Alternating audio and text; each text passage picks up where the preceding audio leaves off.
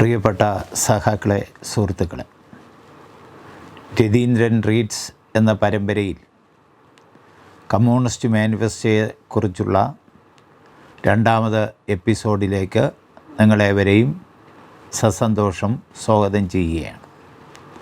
ഒന്നാമത്തെ എപ്പിസോഡിൽ communist manifesto തയ്യാറാക്കുന്നതിന് നടത്തിയിരുന്ന പ്രവർത്തനങ്ങളെ സംബന്ധിച്ചും മറ്റുമാണ് പ്രതിപാദിച്ചിരുന്നത്. ഇന്ന് കമ്മ്യൂണിസ്റ്റ് മാനിഫെസ്റ്റോയിലേക്ക് നമ്മൾ പ്രവേശിക്കുകയാണ്. 2 എപ്പിസോഡുകളിലായി കമ്മ്യൂണിസ്റ്റ് മാനിഫെസ്റ്റോയെ നിങ്ങളുടെ മുന്നിൽ അവതരിപ്പിക്കാം എന്നാണ് ഞാൻ കരുതുന്നത്. കമ്മ്യൂണിസ്റ്റ് മാനിഫെസ്റ്റോ തുടങ്ങുന്നത് യൂറോപ്പിനെ ഒരു ഭൂതം പിടികൂടിയിരിക്കുന്നു, കമ്മ്യൂണിസം എന്ന ഭൂതം എന്ന പ്രസ്താവനയോടുകൂടിയാണ്. ആ പ്രസ്താവന കേൾക്കുമ്പോൾ എനിക്കും നിങ്ങൾക്കും തന്നെ എന്തെന്നില്ലാത്ത അതിശയം തോന്നിയിട്ടുണ്ടാവും.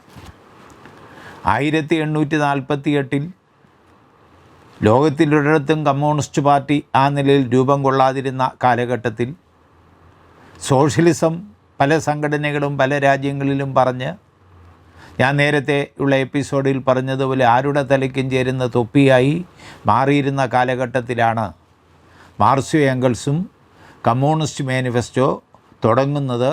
യൂറോപ്പിനെ ഒരു ഭൂതം പിടികൂടിയിരിക്കുന്നു, കമ്മ്യൂണിസം എന്ന ഭൂതം. അപ്പം നിലവിലുള്ള വ്യവസ്ഥയ്ക്കെതിരെ നിലപാടെടുക്കുന്ന ആൾക്കാരെ ഭരണാധികാരികൾ കമ്മ്യൂണിസ്റ്റ് എന്നാണ് ഇന്നും അന്നും എന്നും സംബോധന ചെയ്തുകൊണ്ടിരുന്നത്. ആദ്യകാലങ്ങളിൽ കേരളത്തിലായാലും ഇന്ത്യയിലായാലും ലോകത്തെവിടെയായാലും നിലവിലുള്ള വ്യവസ്ഥയ്ക്കെതിരായി സംസാരിക്കുകയും അഭിപ്രായം രേഖപ്പെടുത്തുകയും ചെയ്യുന്ന ആളുകളെല്ലാം തെമ്മാടികളാണ് എന്നാണ് വിശേഷിപ്പിച്ചിരുന്നത്. എന്ന് പറഞ്ഞാൽ കമ്മ്യൂണിസ്റ്റുകാർ തെമ്മാടികളാണ് എന്നല്ലേ പറഞ്ഞുകൊണ്ടിരുന്നത്. നിലവിലുള്ള വ്യവസ്ഥിതി എന്ത് തന്നെ താന്തോന്നിത്തങ്ങൾ കാണിച്ചാലും എന്ത് തന്നെ തോന്നിയാസങ്ങൾ കാണിച്ചാലും അതിനെ ശിരസ അംഗീകരിച്ചുകൊണ്ട് അതിനോടൊപ്പം നടന്നു നീങ്ങുക എന്നതാണ് ഭരണാധികാരികൾ ജനങ്ങളിൽ നിന്ന് പ്രതീക്ഷിക്കുന്നത്.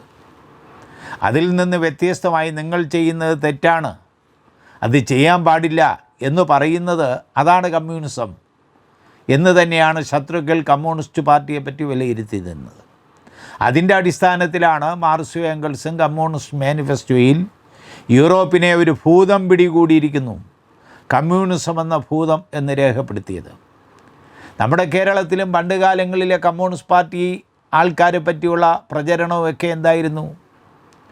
കരയുന്ന കുഞ്ഞിനെ കരച്ചിലാറ്റാൻ വേണ്ടി അമ്മമാർ, സഹോദരിമാർ സന്ധ്യാനേരത്ത് വീടിൻ്റെ പുറത്ത് കൊണ്ടുപോയി ഇരുട്ടിനെ കാണിച്ചിട്ട് ആ കരയിൽ ഭൂതം പിടിക്കുമെന്ന് പറഞ്ഞുകൊണ്ടിരുന്നത് പോലെ ലോകത്തിലെ കമ്മ്യൂണിസ്റ്റുകാരെ ഭൂതമായി ചിത്രീകരിക്കാൻ വേണ്ടിയുള്ള പരിശ്രമമാണ് അവർ നടത്തിയിരുന്നത്.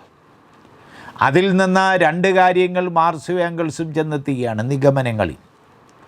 2 കാര്യങ്ങളിൽ ഒന്ന് എന്ന് പറയുന്നത് കമ്മ്യൂണിസത്തെ ഒരു ശക്തിയാണെന്ന് അക്കാലഘട്ടത്തിൽ യൂറോപ്പിലെ എല്ലാവരും അംഗീകരിച്ചിരുന്നു.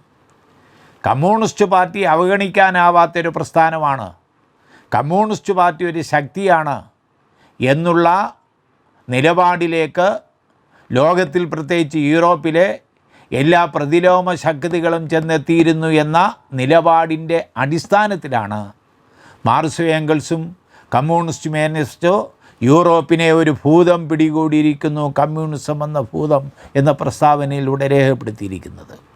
രണ്ടാമത്തേത്, ഈ കമ്മ്യൂണിസ്റ്റ് മാനിഫെസ്റ്റോയിലൂടെ കമ്മ്യൂണിസ്റ്റുകാർ തങ്ങളുടെ അഭിപ്രായങ്ങളും ലക്ഷ്യങ്ങളും ആശയഗതികളും പരസ്യമായി ലോകത്തിലെ ജനങ്ങളുടെ മുന്നിൽ സമർപ്പിക്കുകയാണ്. അതാണ് പ്രകടന പത്രിക എന്ന് പറയുന്നത്, അതാണ് മാനിഫെസ്റ്റോ എന്ന് പറയുന്നത്. അപ്പോൾ കമ്മ്യൂണിസ്റ്റുകാർ ഇന്ന കാര്യങ്ങൾ നിർവഹിക്കാൻ പോവുകയാണ്, ഇന്ന കാര്യങ്ങളാണ് ഞങ്ങളുടെ പരിപാടി, അതിനുവേണ്ടി ലോക രാഷ്ട്രീയ രംഗത്ത് ഇന്ന കാര്യങ്ങൾ നടപ്പാക്കണം എന്ന് പറയുന്നതാണ് കമ്മ്യൂണിസം.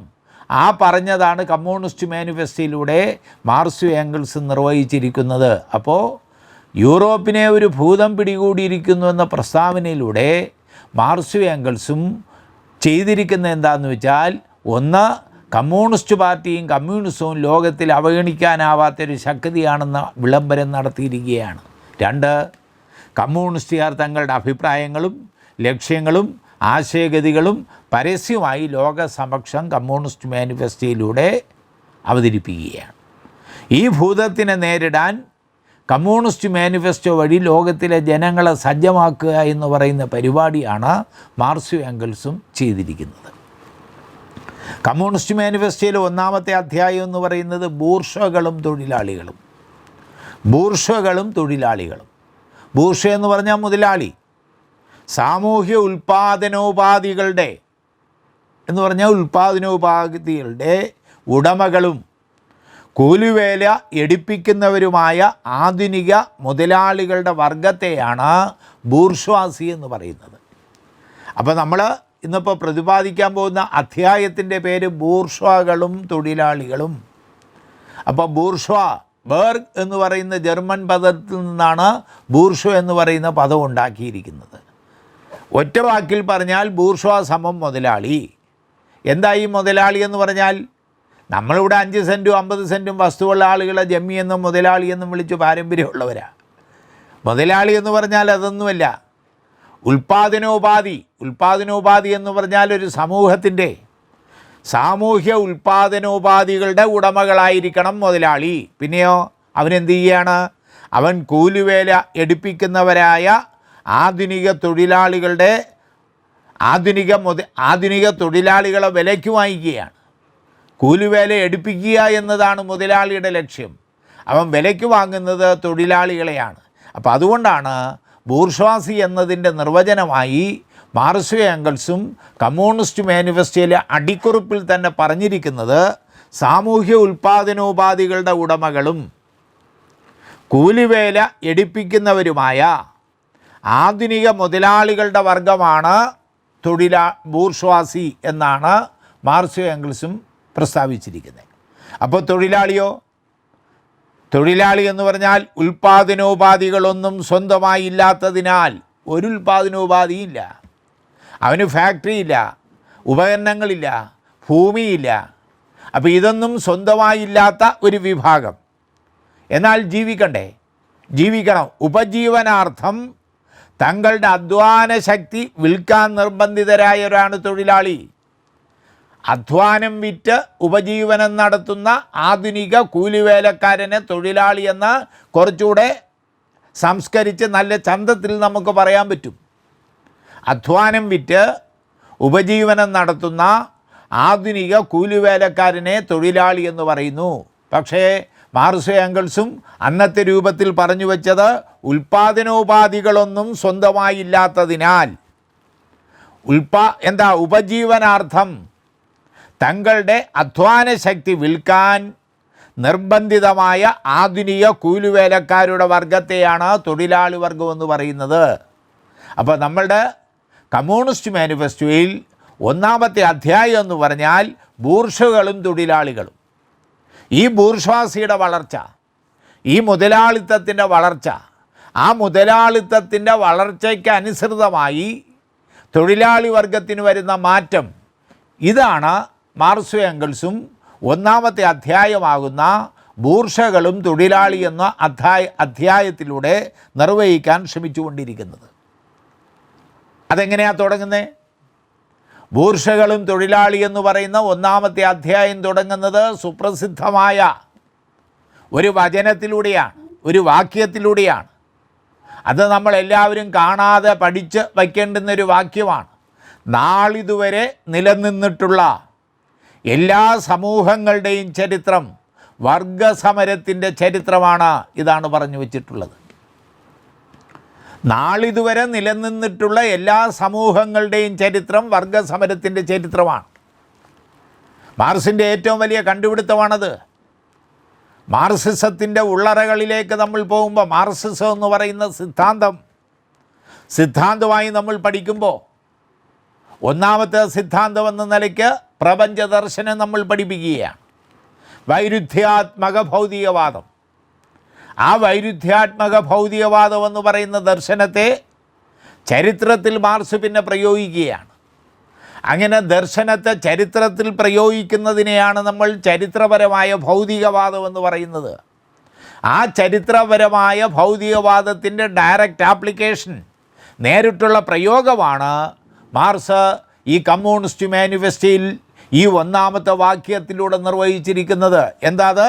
നാളിതുവരെ നിലനിന്നിട്ടുള്ള എല്ലാ സമൂഹങ്ങളുടെയും ചരിത്രം വർഗസമരത്തിൻ്റെ ചരിത്രമാണ്.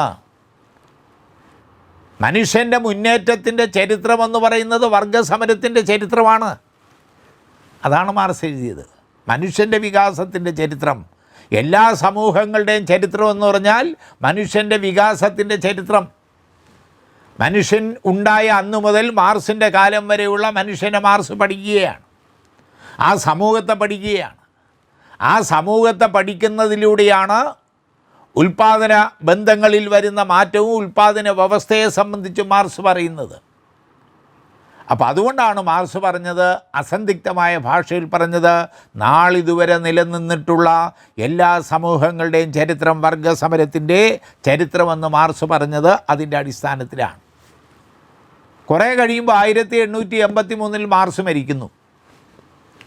1888 കമ്മ്യൂണിസ്റ്റ് മാനിഫെസ്റ്റോയുടെ മറ്റൊരു പതിപ്പിന് ആമുഖം എഴുതിയ ഏംഗൽസ് അതിലൊരു കൂട്ടിച്ചേർക്കൽ കൂടെ നടത്തി. ഏംഗൽസ് കൂട്ടിച്ചേർത്തത് എന്താണെന്ന് വെച്ചാൽ, നാളിതുവരെ നിലനിന്നിട്ടുള്ള എല്ലാ സമൂഹങ്ങളുടെയും ചരിത്രം, ആ ചരിത്രത്തിൻ്റെ മുന്നിൽ ലിഖിത ചരിത്രം എന്നൂടെ ഉൾപ്പെടുത്തി. ലിഖിത ചരിത്രം, എഴുതപ്പെട്ടിട്ടുള്ള ചരിത്രം. പ്രാകൃത കമ്മ്യൂണിസ കാലം ആദ്യ കാലഘട്ടത്തിൽ അന്ന് ചരിത്രമൊന്നും ആരും എഴുതി വച്ചിട്ടില്ല. അപ്പോൾ ആ ചരിത്രമൊന്നും നമുക്ക് കൃത്യതയോടുകൂടി പറയാൻ പറ്റുന്നില്ല.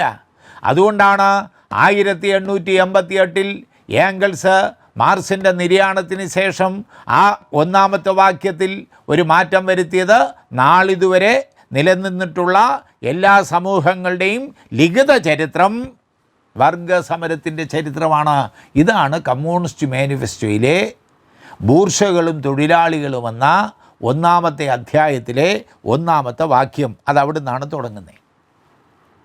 അപ്പോൾ എല്ലാ സമൂഹങ്ങളുടെയും ചരിത്രം, നാളിതുവരെ നിലനിന്നിട്ടുള്ള എല്ലാ സമൂഹങ്ങളുടെയും ചരിത്രം, മാർക്സ് മനുഷ്യൻ്റെ വികാസത്തിൻ്റെ ചരിത്രം പറയുകയാണ്.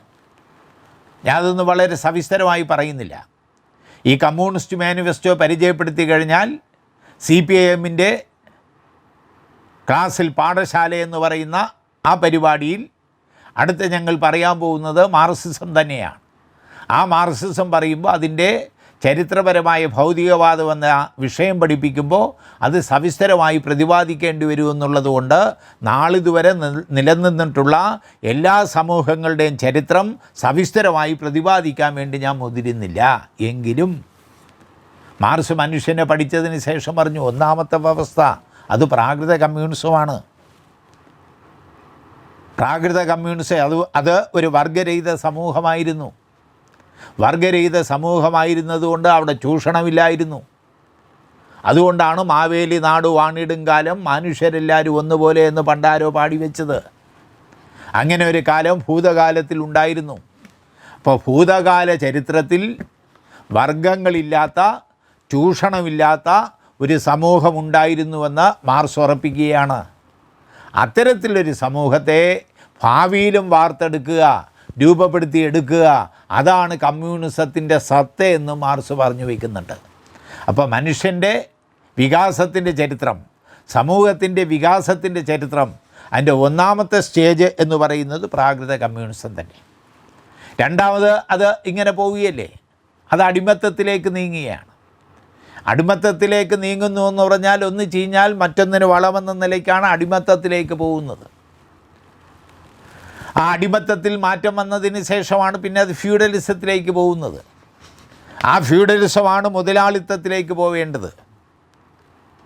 അപ്പോൾ ഇതിലൂടെ പ്രാകൃത കമ്മ്യൂണിസം, അടിമത്തം, ഫ്യൂഡലിസം, അത് കഴിഞ്ഞ് ബൂർഷ്വാസി മുതലാളിത്തത്തിലേക്ക് എത്തുകയാണ്.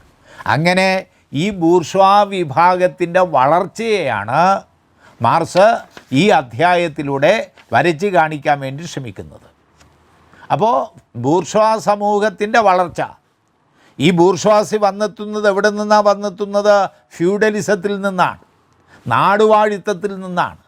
ഫ്യൂഡൽ സമൂഹത്തിൻ്റെ നഷ്ടാവശിഷ്ടങ്ങളിൽ നിന്നും മുളയെടുത്തതാണ് ബൂർഷ്വാസി. അതാണ് ഒന്ന് ചീഞ്ഞ് മറ്റൊന്ന് മുളയ്ക്കുകയാണ്. പാടെ നിഷേധിച്ചുകൊണ്ടല്ല, പാടെ നശിപ്പിച്ചുകൊണ്ടല്ല, പാടെ ഇല്ലാതാക്കിക്കൊണ്ടല്ല. ഫ്യൂഡലിസത്തിൻ്റെ, നാടുവാഴിത്തത്തിൻ്റെ, ആ നാടുവാഴിത്ത സമൂഹത്തിൻ്റെ നഷ്ടാവശിഷ്ടം നഷ്ടപ്പെട്ടു. അതിൽ പിന്നെ അവശിഷ്ടങ്ങളുണ്ട്. അതിൽ നിന്നാണ് വളർന്നു വരുന്നത്. അതാണ് ഒന്ന് ചീഞ്ഞാൽ മറ്റൊന്നിന് വളമെന്ന് ഞാൻ പറഞ്ഞത്. ഫ്യൂഡൽ സമൂഹത്തിൻ്റെ നഷ്ടാവശിഷ്ടങ്ങളിൽ നിന്നും മുളയെടുത്തതാണ് ബൂർഷ്വാസി, വളർന്നു വന്നതാണ് ബൂർഷ്വാസി. എന്നാൽ വർഗവൈരങ്ങളെ ഇല്ലായ്മ ചെയ്തിട്ടില്ല. ഫ്യൂഡലിസം നശിച്ച് അതിൽ നിന്ന് മുളപ്പൊട്ടി വന്നതാണ് ബൂർഷ്വാസി.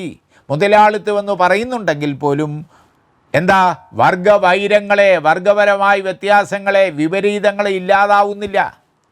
നാടുവാഴിത്തത്തിൻ്റെ കാലത്തിൽ ജമ്മിയും കുടിയാനും ഉണ്ടായിരുന്നത് പോലെ ഈ മുതലാളിത്തം വന്നപ്പോൾ അവിടെ മുതലാളിയും തൊഴിലാളിയും ഉണ്ടാവുകയാണ്. അപ്പോൾ ഒന്നിച്ചു കഴിഞ്ഞാൽ മറ്റൊന്നിന് വളമെന്ന നിലയ്ക്ക് നാടുവാഴിത്തത്തിന് പകരം ബൂർഷ്വാ സമൂഹം വളർന്നു വരുന്നുവെന്നാണ് മാർക്സ് ഇതിലൂടെ സ്ഥാപിക്കുന്നത്. പക്ഷേ വസ്തുത എന്താണെന്ന് വെച്ചാൽ വർഗവൈരുദ്ധ്യം കൂടുതൽ ലളിതമായിരിക്കുന്നു. ഫ്യൂഡലിസത്തിൻ്റെ കാലഘട്ടത്തിനേക്കാളും അടിമത്തത്തിൻ്റെ കാലഘട്ടത്തിനേക്കാളും ഈ വർഗവൈരുദ്ധ്യം എന്ന് പറഞ്ഞാൽ കൂടുതൽ ലളിതമായിരിക്കുന്നു എന്ന് നമുക്ക് ചൂണ്ടിക്കാണിക്കാനാവും. അതിൻ്റെ കുറച്ചുകൂടെ വിശദാംശങ്ങൾ ഇച്ചിരിയുടെ കഴിയുമ്പോൾ പറയേണ്ടിയും വരും. അതുകൊണ്ട് ഞാൻ അതിൻ്റെ വിശദാംശങ്ങളിലേക്ക് പോകുന്നില്ല. വർഗവൈരുദ്ധ്യം കൂടുതൽ ലളിതമാവുകയാണ്. നാടുവാഴിത്തത്തിൻ്റെ കാലത്തിൽ ജമ്മിയും കുടിയാനും തമ്മിൽ എന്ത് ബന്ധമാണോ ഉണ്ടായിരുന്നത് അതിനേക്കാളും ഉയർന്ന തരത്തിലേക്ക് മുതലാളിത്തത്തിൻ്റെ കീഴിൽ മുതലാളിയും തൊഴിലാളിയും മാറുകയാണ്. മുതലാളിയും തൊഴിലാളിയും നിയമത്തിൻ്റെ മുന്നിൽ സമന്മാരെന്നാണ് പറയുന്നത്. അവിടെ ജനാധിപത്യം സ്ഥാപിക്കുകയാണ്. അതിൻ്റെ എല്ലാം അടിസ്ഥാനത്തിലാണ് മാർക്സ് പറഞ്ഞത് വർഗവൈരുദ്ധ്യം കൂടുതൽ ലളിതമായിരിക്കുന്നു. സമൂഹമാകെ രണ്ട് വർഗങ്ങളായി. അതാണ് ഇതിൻ്റെ പ്രത്യേകത എന്ന് പറയുന്നത്. ഈ മുതലാളിത്തത്തിൻ്റെ പ്രത്യേകത എന്ന് പറഞ്ഞാൽ ബൂർഷ്വാസിയുടെ വളർച്ചയെ തുടർന്ന് സമൂഹം തന്നെ രണ്ട് വർഗങ്ങളായി മാറി, തൊഴിലാളിയും മുതലാളിയും. പക്ഷേ ഈ മുതലാളിയും തൊഴിലാളിയും രണ്ട് വർഗങ്ങളായി മാറുന്നു. ഈ ബൂർഷ്വാസി വളരണം. ബൂർഷ്വാസി എങ്ങനെയാണ് വളരുന്നത്? അടിമത്തത്തിൻ്റെ കാലഘട്ടത്തിൽ ഉപകരണങ്ങളെന്ന് പറഞ്ഞാൽ കല്ലും എല്ലുമൊക്കെ ആയിരുന്നല്ലോ ഉപകരണങ്ങൾ. കുറേ കഴിയുമ്പോഴാണ് കുറച്ച് ഉപകരണങ്ങൾ കണ്ടുപിടിക്കുന്നത്. പിന്നെ ഇരുമ്പ് ഉരുക്കും മറ്റും കണ്ടുപിടിക്കുന്നു. അങ്ങനെയാണ് അടിമ കാലഘട്ടത്തിൽ ജീവിച്ചിരുന്ന മനുഷ്യൻ മണ്ണിൽ അധ്വാനിച്ച് ജീവിക്കാൻ വേണ്ടി തുടങ്ങിയത്. എന്ന് പറഞ്ഞാൽ പുതിയ പുതിയ കണ്ടുപിടുത്തങ്ങൾ ഉണ്ടാവുകയാണ്. ആ പുതിയ പുതിയ കണ്ടുപിടുത്തങ്ങളാണ് യഥാർത്ഥത്തിൽ ബൂർഷ്വാസിക്ക് പുതിയ തലങ്ങൾ, പുതിയ തുറകൾ തുറന്നു കൊടുക്കുന്നത്. ബൂർഷ്വാസിക്ക് പുതിയ തലങ്ങളിലേക്ക് എത്തിപ്പിടിക്കാൻ കഴിയുന്നത് പുതിയ പുതിയ കണ്ടുപിടുത്തങ്ങളാണ്. അതിൻ്റെ അടിസ്ഥാനത്തിൽ പുതിയ പുതിയ കണ്ടുപിടുത്തം നടക്കുന്നു, ഉൽപ്പാദനം വർദ്ധിപ്പിക്കുന്നു. അതിൻ്റെ അടിസ്ഥാനത്തിൽ കമ്പോളം വളരണം, കമ്പോളത്തെ വളർത്തിയെടുക്കുക എന്നതാണ് ലക്ഷ്യം. ഉദാഹരണത്തിന് നമ്മൾ പറയില്ലേ വ്യാവസായിക വിപ്ലവം. വ്യാവസായിക വിപ്ലവം നടന്നതോടുകൂടിയാണ് ഇരുമ്പും ഇരുക്കുമെല്ലാം വൻതോതിൽ ഉപയോഗിച്ച് തുടങ്ങിയത്. അതോടുകൂടി ആവിശക്തി ഉപയോഗിക്കുകയാണ്, യന്ത്ര ഉപകരണങ്ങൾ ഉപയോഗിക്കുകയാണ്.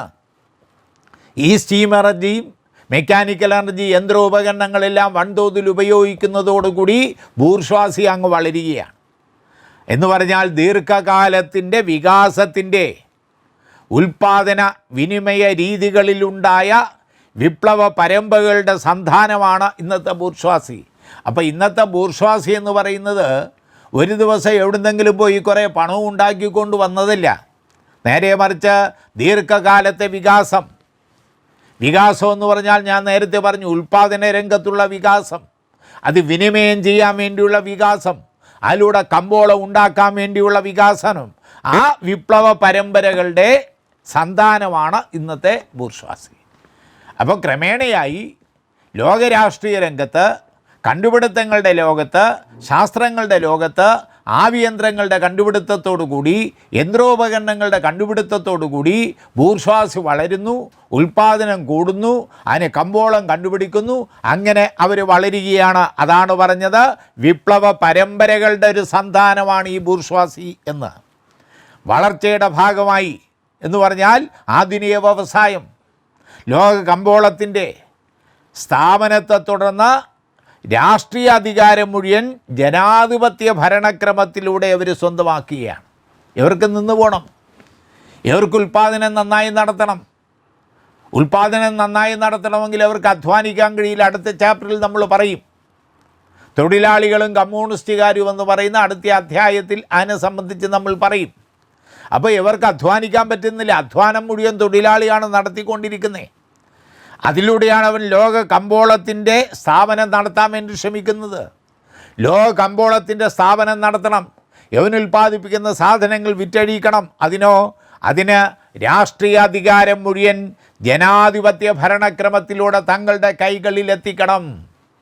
അപ്പോൾ ജനാധിപത്യമടക്കം സ്ഥാപിക്കുന്നതിന് വേണ്ടിയുള്ള പരിശ്രമം നടത്തുന്നത് ബൂർഷ്വാസിയാണ്. അതെന്തിനു വേണ്ടിയാണെന്ന് കുറേ കഴിയുമ്പോൾ നമ്മൾ പറയും. അവനവൻ്റെ ഉൽപ്പാദനം വർദ്ധിപ്പിക്കണം, ഉൽപ്പന്നം വിറ്റഴിക്കണം, കമ്പോളം ഉണ്ടാക്കണം. അതിനു വേണ്ടിയുള്ള പരിശ്രമം നടത്തിയാണ് എന്ന് പറഞ്ഞാൽ ഈ ബൂർഷ്വാസി എന്ന് പറഞ്ഞാൽ ഇന്ന് നമ്മൾ പറയുന്നില്ലേ, ശ്രീമാൻ നരേന്ദ്രമോദിയാണോ ഭരിക്കുന്നത്? ലോകത്തിലെ വലതുപക്ഷ ഭരണകൂടങ്ങൾ ആരാ ഭരിക്കുന്നതെന്ന് ചോദിച്ചാൽ നമ്മൾ ഒരു രാഷ്ട്രീയം മനസ്സിലാക്കാതെ വെറുതെ പറയില്ല അത് കോർപ്പറേറ്റുകൾ ഭരിക്കുകയാണെന്ന്. ഭരണം കോർപ്പറേറ്റുകൾ തന്നെയാണ്. പക്ഷേ അവരുടെ ഒരു കമ്മിറ്റിയായി കേന്ദ്രഭരണം നിലനിൽക്കുകയാണ്. അത് അന്നേ മാർക്സ് പറഞ്ഞതാണ്. ബൂർഷ്വാസിയുടെ പൊതുകാര്യങ്ങൾ നടത്തുന്ന ഒരു കമ്മിറ്റി മാത്രമാണ് ആധുനിക ഭരണകൂടം. എന്തുമാത്രം ശരിയെന്ന് നോക്കണം.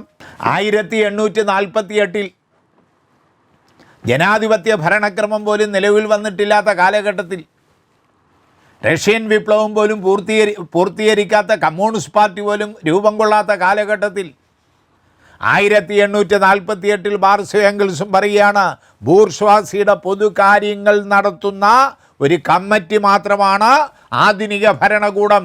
ഇതിൽ പരം വേറെ എന്തെങ്കിലും വിലയിരുത്തൽ വേണോ? ബൂർഷ്വാസിയുടെ പൊതുവായ കാര്യങ്ങൾ നിർവഹിക്കണം. അതിനെന്ത് വേണം? ഒരു കമ്മിറ്റി വേണം. ആ കമ്മിറ്റിക്ക് വേണ്ടി ഓരോ ദേശരാഷ്ട്രത്തിലും എന്ത് വേണം? ഒരു ആധുനിക ഭരണകൂടം വേണം. അതിനുവേണ്ടിയാണ് ഭരണകൂടം ഉണ്ടാക്കി വച്ചിരിക്കുന്നത്. പ്രാകൃത കമ്മ്യൂണിസത്തിൻ്റെ കാലഘട്ടത്തിൽ ഒരു നിയന്ത്രണവും ഇല്ലല്ലോ, ഒരു സ്വാതന്ത്ര്യം ഇല്ലല്ലോ, ഒന്നും സ്വന്തമായില്ലായിരുന്നല്ലോ. അലഞ്ഞു തിരിഞ്ഞ് നടന്ന ജീവിതമല്ലായിരുന്നു. അടിമത്തം വന്നപ്പോൾ കടുത്ത നിയന്ത്രണം വന്നില്ലേ? ഒരു സ്വാതന്ത്ര്യം അവർക്കില്ലായിരുന്നു.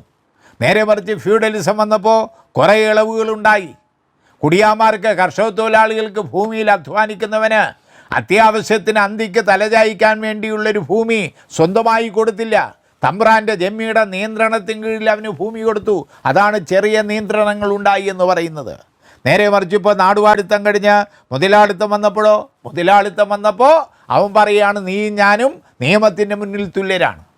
ജനാധിപത്യത്തിൽ നിനക്കും ഒരു വോട്ട് എനിക്കും ഒരു വോട്ട് എന്നുള്ള പ്രചണ്ഡമായ പ്രചാരണം സംഘടിപ്പിച്ചുകൊണ്ട് ബൂർഷ്വാസി ഈ ലോകത്തെ കീഴ്പ്പെടുത്താൻ വേണ്ടിയുള്ള പരിശ്രമം നടത്തുകയാണ്. എന്ന് പറഞ്ഞാൽ മനുഷ്യനും തമ്മിൽ നഗ്നമായ സ്വാർത്ഥമൊഴികെ, ഹൃദയശൂന്യമായ രൊക്കം പൈസ ഒഴികെ മറ്റൊരു ബന്ധവും അത് ബാക്കി വച്ചില്ല.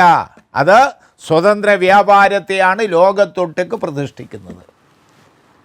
വേറെ എന്തെങ്കിലും ബന്ധങ്ങളുണ്ടോ ഈ സമൂഹത്തിൽ? മനുഷ്യനും തമ്മിൽ നഗ്നമായ സ്വാർത്ഥമൊഴികെ, സ്വന്തം കാര്യം സിന്ദാബാദ് എന്ന മുദ്രാവാക്യമല്ലാതെ ഈ മനുഷ്യനെ ഭരിക്കുന്ന മറ്റെന്തെങ്കിലും വികാരമുണ്ടോ? ഈ കോവിഡ് കാലഘട്ടത്തിൽ നമ്മളത് കൂടുതൽ മനസ്സിലാക്കിയല്ലേ?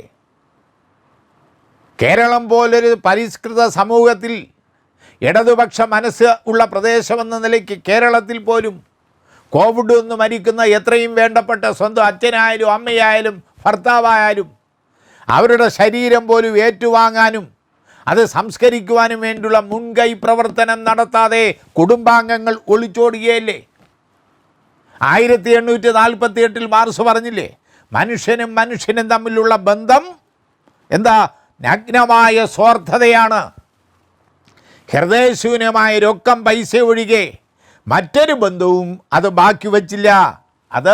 ഇതെല്ലാം ചെയ്യുന്നത് സ്വതന്ത്രമായ വ്യാപാരത്തെ പ്രതിഷ്ഠിക്കാൻ വേണ്ടിയുള്ള പരിശ്രമമാണ്. അവരിതെല്ലാം ചെയ്തിരിക്കുന്നത്. പിന്നെ വന്ന മാറ്റം എന്താ? ബൂർഷ്വാസി വരുത്തിയ മാറ്റം. ഇന്ന് നമ്മുടെ നാട്ടിൽ വൈദ്യന്മാരുണ്ട്, ഇന്ന് നമ്മുടെ നാട്ടിൽ മന്ത്രവാദികളുണ്ട്, വക്കീലന്മാരുണ്ട്, പുരോഹിതന്മാരുണ്ട്, ശാസ്ത്രജ്ഞന്മാരുണ്ട്, സാഹിത്യകാരന്മാർ, ഇവരൊക്കെ ഉണ്ടായിരുന്നില്ലേ?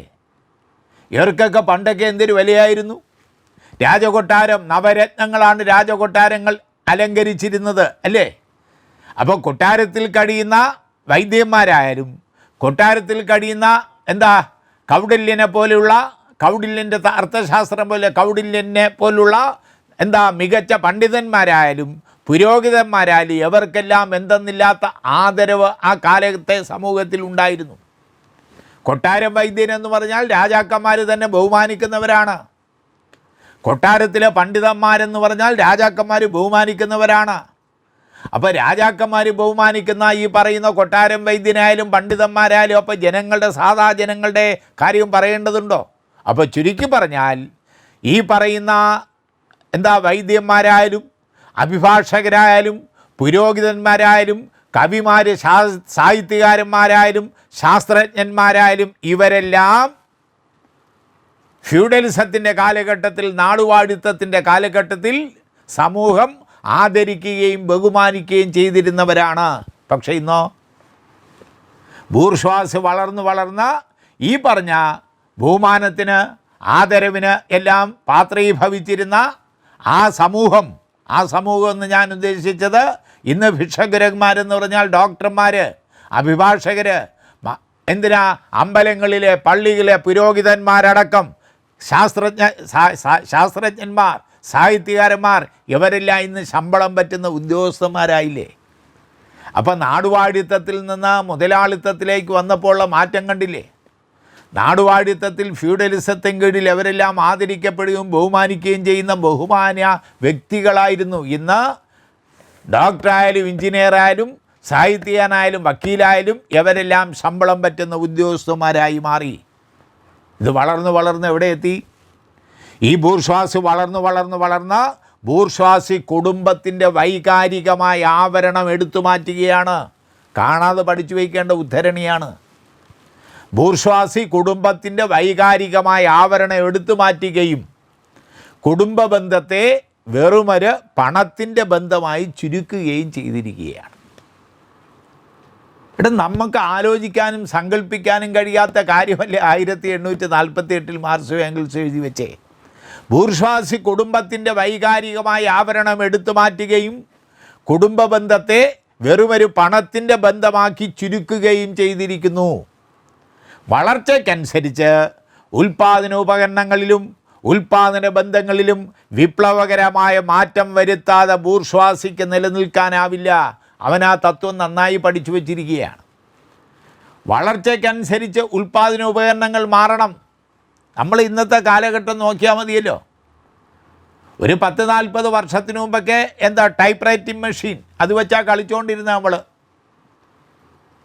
അത് കഴിഞ്ഞ് കമ്പ്യൂട്ടറായി. ഇതിങ്ങനെ മാറി പോവുകയല്ലേ. അപ്പോൾ ഉൽപ്പാദനോപകരണങ്ങളിൽ വമ്പിച്ച മാറ്റം ഉണ്ടാകണം. വളർച്ചയ്ക്കനുസരിച്ച് ഉൽപ്പാദനോപകരണങ്ങൾ മാറണം. ഉൽപ്പാദന ബന്ധങ്ങളിൽ വിപ്ലവകരമായ മാറ്റം വരണം. അല്ലാതെ ബൂർഷ്വാസിക്ക് നിലനിന്ന് പോകാനാവില്ല. അങ്ങനെ ഉൽപ്പാദന ഉപകരണങ്ങൾ മാറുന്നു, ഉൽപ്പാദന ബന്ധങ്ങൾ മാറുന്നു, ഉൽപ്പാദനം ഗണ്യമായി കൂടുന്നു. അങ്ങനെ ഉണ്ടാകുന്ന ഉൽപ്പന്നങ്ങൾ വിറ്റഴിക്കണമെങ്കിൽ അവന് ഒരു രാജ്യത്തെ കുറ്റിയടിച്ച് നിന്നാൽ മതിയോ? ചൈനക്കാരനെ ചൈനയിൽ ഉണ്ടാക്കുന്ന ഉൽപ്പന്നങ്ങൾ അവിടെ വിറ്റഴിക്കാനാവൂ? അമേരിക്കക്കാരൻ അവിടെ ഉണ്ടാക്കുന്ന ആയുധം അവിടെ മാത്രം വിറ്റഴിക്കാൻ പറ്റുമോ? ഇസ്രായേലിയാൻ അവിടെ ഉണ്ടാക്കുന്ന ആയുധം അവിടെ മാത്രം വിറ്റഴിക്കാനാവൂ? അങ്ങനെ വിറ്റഴിക്കാനാവില്ല. അങ്ങനെ വരുമ്പോഴോ ഉൽപ്പന്നങ്ങൾക്ക് അനുസൃതം വിപുലപ്പെടുന്നൊരു കമ്പോളം കണ്ടുപിടിക്കേണ്ടുന്നതിൻ്റെ ആവശ്യം ബൂർഷ്വാസിയിൽ വന്നെത്തുകയാണ്. അവനുണ്ടാക്കുന്ന ഉൽപ്പന്നങ്ങൾ ലോകമൊട്ടുക്ക് വിറ്റഴിക്കണം. ലോകമൊട്ടൊക്കെ വിറ്റഴിക്കണമെങ്കിൽ ഈ ബൂർഷ്വാസിക്ക് ഭൂമണ്ഡലമെങ്ങും ഓടി നടക്കണം.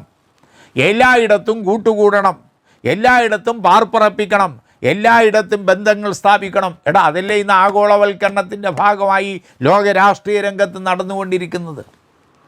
മാർക്സ് അന്ന് പറഞ്ഞതാ, ഉൽപ്പന്നങ്ങൾക്ക് അനുസൃതം വിപുലപ്പെടുന്നൊരു കമ്പോളം കണ്ടുപിടിക്കേണ്ടതിൻ്റെ ആവശ്യം ബൂർഷ്വാസിയെ ഭൂമണ്ഡലമെങ്ങും ഓടിക്കുന്നു.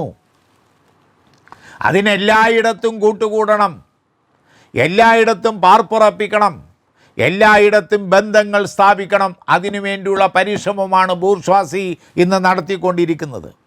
ലോക കമ്പോളത്തെ ചൂഷണം ചെയ്യുന്നതിലൂടെ ബൂർഷ്വാസി ഓരോ രാജ്യത്തിലെയും ഉൽപ്പാദനത്തിനും ഉപഭോഗത്തിനും ഒരു സാർവലൗകിക സ്വഭാവം നൽകിയിട്ടുണ്ട്. അതാണ് ആഗോളവൽക്കരണത്തിൽ കൺസെൻറ്റ് മേക്കിംഗ് എന്ന് നമ്മൾ പറയുന്നത്. അഭിരുചി നിർമ്മാണം.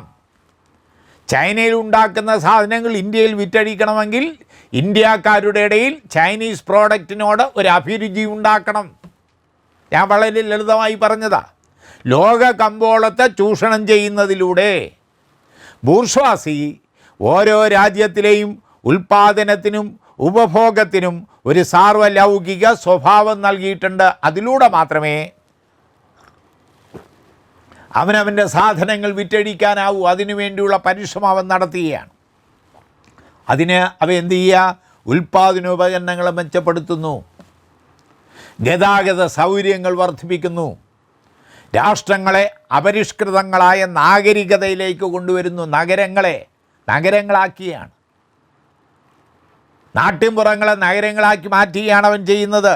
അതായത് ബൂർഷ്വാസി നഗരങ്ങളുടെ വാഴ്ചയ്ക്ക് ഗ്രാമങ്ങളെ കീഴ്പ്പെടുത്തിയിരിക്കുന്നു.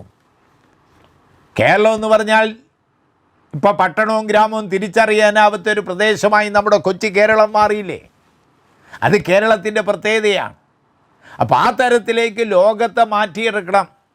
അങ്ങനെ ലോകത്തെ ആക്രമത്തിലേക്ക് മാറ്റിയെടുത്താൽ മാത്രമേ ഈ ബൂർഷ്വാസിക്ക് അവനുണ്ടാക്കുന്ന ഉൽപ്പന്നങ്ങൾ കൃത്യതയോടുകൂടി എല്ലാ രാജ്യങ്ങളിലും വിറ്റഴിക്കാനാവും. അങ്ങനെ വരുമ്പോഴാണ് ഫ്യൂഡൽ സ്വത്തുടമ ബന്ധങ്ങൾ ഉൽപ്പാദന ശക്തിയായി മാറുന്നത്. അപ്പോൾ അങ്ങനെ ഫ്യൂഡലിസം നാടുവാഴുത്തം എന്നത് മുതലാളിത്തത്തിലേക്ക് മാറുന്നു. മുതലാളിത്തമായി മാറുന്നതോടുകൂടി സ്വതന്ത്രമായ മത്സരം അവിടെ കടന്നു വരികയാണ്. സാമൂഹ്യ രാഷ്ട്രീയ സംവിധാനവും സാമ്പത്തിക ആധിപത്യവും അതിനുവേണ്ടിയാണ് അവിടെ സ്ഥാപിതമാകുന്നത് എന്ന് നമുക്ക് നന്നായി മനസ്സിലാക്കാൻ കഴിയും. ഇന്ന് വളരെ വ്യക്തമായി പറഞ്ഞാൽ ഇന്ന് ഫ്യൂഡലിസത്തെ വെട്ടിവീഴ്ത്തുന്നതിന് ബൂർഷ്വാസി ഉപയോഗിച്ച അതേ ആയുധങ്ങൾ ഇന്ന് ബൂർഷ്വാസിയുടെ നേർക്ക് തിരിഞ്ഞിരിക്കുകയാണ്. ഈ മുതലാളിത്തം എങ്ങനെ വളരുന്നു? നേരത്തെ പറഞ്ഞല്ലേ, ഈ മുതലാളിത്തത്തിന് ഉൽപ്പാദനം കൂട്ടണമെങ്കിൽ തൊഴിലാളി വേണം. അപ്പം മുതലാളിത്തം വളരുന്നതനുസരിച്ച് തൊഴിലാളി വളരും. അതിൻ്റെ അടിസ്ഥാനത്തിലാണ് മാർക്സ് അന്നേ പറഞ്ഞേ ഫ്യൂഡലിസത്തെ വെട്ടിവീഴ്ത്തുന്നതിന് ബൂർഷ്വാസി ഉപയോഗിച്ച അതേ ആയുധങ്ങൾ ഇന്ന് ബൂർഷ്വാസിയുടെ നേർക്ക് തിരിഞ്ഞിരിക്കുന്നു എന്ന് മാർക്സ് അതിൻ്റെ അടിസ്ഥാനത്തിൽ വിലയിരുത്തിയാണ്. തൊഴിലാളി ഇങ്ങനെ ഗണ്യമായി വളരുകയാണ്. അടുത്ത അധ്യായത്തിൽ തൊഴിലാളികളുടെ വളർച്ചയെ സംബന്ധിച്ച് നന്നായി നമ്മൾ പറയും. എന്നാൽ സ്വന്തം മരണത്തെ വിളിച്ചു വരുത്തുവാനുള്ള ആയുധങ്ങൾ ഊട്ടിയുണ്ടാക്കുക മാത്രമല്ല ബൂർഷ്വാസി ചെയ്തിരിക്കുന്നത്. പ്രധാനപ്പെട്ട ഒരു നിഗമനമാണ്. സ്വന്തം മരണത്തെ വിളിച്ചു വരുത്തുവാനുള്ള ആയുധങ്ങൾ ഊട്ടിയുണ്ടാക്കുക മാത്രമല്ല ബൂർഷ്വാസി ചെയ്തിരിക്കുന്നത്. പിന്നെയോ ഈ ആയുധങ്ങളെടുത്ത് പ്രയോഗിക്കുവാനുള്ള ആളുകളെ കൂടി ആധുനിക തൊഴിലാളി വർഗത്തെ അത് സൃഷ്ടിച്ചിട്ടുണ്ട്. അതാണ് പ്രധാനം. അപ്പോൾ ബൂർഷ്വാസി വളരുന്നു, ആ വളർച്ചയ്ക്കനുസരിച്ച് തൊഴിലാളി വളരുന്നു. ആ തൊഴിലാളി എന്ന് പറഞ്ഞാൽ നിസ്സാരന്മാരല്ല. സ്വന്തം മരണത്തെ വിളിച്ചു വരുത്തുവാൻ ആയുധങ്ങൾ ഉണ്ടാക്കുക മാത്രമല്ല ബൂർഷ്വാസി ചെയ്തത്. പിന്നെയോ ആയുധങ്ങളെടുത്ത് പ്രയോഗിക്കുവാനുള്ള ആധുനിക തൊഴിലാളി വർഗത്തെ അവർ വളർത്തിക്കൊണ്ടിരിക്കുകയാണ്. അങ്ങനെയാണ് അവർ സ്വയം ശവക്കുഴി തോണ്ടുന്നത്. അപ്പോൾ മറുവശത്ത് ബൂർഷ്വാസിയുടെ മറുവശത്ത് ആരുണ്ട്? തൊഴിലാളിയുണ്ട്. വികാസത്തിൻ്റെ പല ഘട്ടങ്ങളിലൂടെയാണ് തൊഴിലാളി കടന്നു വരുന്നത്. ഞാൻ നേരത്തെ പറഞ്ഞു, ബൂർഷ്വാസിക്കെതിരായിട്ടുള്ള സമരം അതിൻ്റെ പിറവിയോടുകൂടി ആരംഭിക്കുകയാണ്. എന്നാണോ തൊഴിലാളി പിറക്കുന്നത് അന്ന് അവൻ മുതലാളിക്കെതിരായി സമരരംഗത്തെത്തുകയാണ്. അതുകൊണ്ടാണ് പറഞ്ഞ ബൂർഷ്വാസിക്കെതിരായിട്ടുള്ള സമരം അതിൻ്റെ പിറവിയോടുകൂടി ആരംഭിക്കുന്നു. ഒറ്റയ്ക്ക് ആരംഭിക്കുന്ന സമരം കൂട്ടായ സമരമായി മാറുന്നു. ഞാനതൊന്നും വിശദീകരിക്കുന്നില്ല. തൊഴിലാളികൾ രാജ്യത്താകമാനം ചിന്നിച്ചിതറിക്കിടക്കുകയാണ്. ഏത് ദേശരാഷ്ട്രമെടുത്താലും എല്ലാ രാജ്യങ്ങളും തൊഴിലാളിയുണ്ട്. അതെല്ലാം അസംഘടിതരാണ്. സംഘടിത തൊഴിലാളി വർഗ പ്രസ്ഥാനത്തിൽ വന്നിട്ടില്ല. അങ്ങനെ ചിന്നിച്ചിതറിക്കിടക്കുകയാണ്. ബൂർഷ്വാസിയുടെ ഏകീകരണമാണ് തൊഴിലാളികളുടെ ഏകീകരണത്തിന് വഴിവെക്കുന്നത്. അപ്പോൾ അതാണ് ഇതിൻ്റെ വിപരീതം എന്ന് പറയുന്നേ. തൊഴിലാളി സംഘടനയായി വരണമെങ്കിൽ മുതലാളിത്തത്തിൽ ഏകീകരണം വരണം. അപ്പോൾ ബൂർഷ്വാസിയുടെ ഏകീകരണമാണ് തൊഴിലാളികളുടെ ഏകീകരണത്തിന് വഴിവെക്കുന്നത്. അതാണ് അതിൻ്റെ പ്രത്യേകത. തൊഴിലാളികൾ നടത്തുന്ന ചെറുതും വലുതുമായ സമരങ്ങൾ എല്ലായ്പ്പോഴും വിജയിക്കണമെന്നൊന്നുമില്ല. തൊഴിലാളി പറക്കുമ്പോൾ മുതലാളിക്കെതിരായി സമരം വരികയാണ് എന്ന് പറഞ്ഞാൽ എപ്പോഴും സമരം തന്നെ. അതിൻ്റെ അടിസ്ഥാനത്തിലാണ് വൈരുദ്ധ്യാത്മക ഭൗതികവാദത്തിൽ മാർക്സ് പറഞ്ഞു സമരം ഐക്യം വീണ്ടും സമരം. അതിൻ്റെ വിശദാംശങ്ങളിലേക്ക് ഞാൻ പോകുന്നില്ല. ഏറ്റുമുട്ടലാണ് തൊഴിലാളികളുടെ മുഖമുദ്ര. തൊഴിലാളി വർഗത്തിൻ്റെ വികാസഗതിയെ നിയന്ത്രിക്കുന്നത് ഏറ്റുമുട്ടലാണ്, സമരമാണ്. ആ സമരത്തിലൂടെ മാത്രമേ തൊഴിലാളി വർഗത്തിന്, തൊഴിലാളിക്ക് മുന്നോട്ട് പോകാനാവൂ എന്ന് മാർക്സ് കൃത്യതയോടുകൂടി പറയുകയാണ്. ആ ഏറ്റുമുട്ടൽ എപ്പോഴും വിജയപ്രാപ്തിയിലെത്തണമെന്നില്ല. പക്ഷേ ഓരോ ഏറ്റുമുട്ടലും തൊഴിലാളികളുടെ കരുത്ത് വർദ്ധിപ്പിക്കുമെന്ന കാര്യത്തിൽ ഒരു സംശയം വേണ്ട. ബൂർഷ്വാസിക്ക് അഭിമുഖമായി നിൽക്കുന്ന എല്ലാ വർഗങ്ങളിലും വച്ച് യഥാർത്ഥത്തിൽ വിപ്ലവകരമായ ഒരേ ഒരു വർഗ്ഗമേ ഉള്ളൂ, അത് തൊഴിലാളി വർഗമാണ്. അതാണ് അതിൻ്റെ പ്രത്യേകത. ബൂർഷ്വാസിക്ക് അഭിമുഖമായി നിന്ന് വിലപേശാൻ, അവരോട് സമരം ചെയ്യാൻ ഉള്ള ഒരേ ഒരു വർഗമെന്ന് പറഞ്ഞാൽ, വിപ്ലവകാരിയായ വർഗമെന്ന് പറഞ്ഞാൽ തൊഴിലാളി വർഗമാണ്. തൊഴിലാളി പ്രസ്ഥാനം ബഹുഭൂരിപക്ഷത്തിൻ്റെ താല്പര്യത്തിന് വേണ്ടിയുള്ള, ബഹുഭൂരിപക്ഷത്തിൻ്റെ സ്വതന്ത്രവും ബോധപൂർവവുമായ പ്രസ്ഥാനമാണ്. തൊഴിലാളിയാണ് ബഹുഭൂരിപക്ഷം. അവൻ നടത്തുന്ന സമരം അവന് വേണ്ടി മാത്രമുള്ള സമരമല്ല, പിന്നെയോ ബഹുഭൂരിപക്ഷത്തിൻ്റെ താല്പര്യ സംരക്ഷണത്തിന് വേണ്ടിയുള്ള സമരമാണ്. ബഹുഭൂരിപക്ഷത്തിൻ്റെ സ്വതന്ത്രവും ബോധപൂർവമായ പ്രസ്ഥാനമാണ്. ഇതിൽ യഥാർത്ഥത്തിൽ തൊഴിലാളി വർഗത്തിൻ്റെ പ്രസ്ഥാനമെന്ന് പറയാതിരിക്കാൻ നമുക്ക് തരമില്ല. തൊഴിലാളി വർഗം ബൂർഷ്വാസിക്കെതിരായി നടത്തുന്ന സമരം ഭാവത്തിലല്ലെങ്കിലും രൂപത്തിൽ ഒരു ദേശീയ സമരമാണ്. ഇത് വെറുതെ സമരമല്ലല്ലോ. തൊഴിലാളി നടത്തുന്ന സമരങ്ങളിൽ ദേശ താല്പര്യത്തിൽ അധിഷ്ഠിതമായ മുദ്രാവാക്യങ്ങളുണ്ട്. തൊഴിലാളികളുടെ ജീവിത സാഹചര്യം മെച്ചപ്പെടുത്താൻ വേണ്ടിയുള്ള മുദ്രാവാക്യങ്ങളുമുണ്ട്. അപ്പോൾ ചുരുക്കി പറഞ്ഞാൽ തൊഴിലാളി വർഗം ബൂർഷ്വാസിക്കെതിരായി നടത്തുന്ന സമരം അതൊരു ദേശീയ സമരത്തിൻ്റെ ഭാഗമാണ്. ഓരോ നാട്ടിലെയും തൊഴിലാളി വർഗത്തിന് ആദ്യമായി ബൂർഷ്വാസിയുമായി കണക്ക് തീർക്കേണ്ടതുണ്ട്, എന്നിട്ടേ രാഷ്ട്രീയ മുദ്രാവാക്യത്തിലേക്ക് പോകാനാവൂ. രാഷ്ട്രീയ മുദ്രാവാക്യം ഉയർത്തുന്നതിന് പകരം ഇവനെ കടുത്ത ചൂഷണത്തിന് വിധേയമാക്കി നിർത്തിയിരിക്കുന്ന ബൂർഷ്വാസിയോട് കണക്ക് തീർക്കേണ്ടതുണ്ട്. ആ സമരമാണ് അവൻ നടത്തിക്കൊണ്ടിരിക്കുന്നത്. ബൂർഷ്വാസിയുടെ നിലനിൽപ്പിനും ആധിപത്യത്തിനുമുള്ള അനുപേക്ഷണീയമായ ഉപാധി മൂലധനത്തിൻ്റെ രൂപീകരണവും വർധനവുമാണ്. മൂലധനത്തിൻ്റെ ഉപാധിയാകട്ടെ കൂലിവേലയും.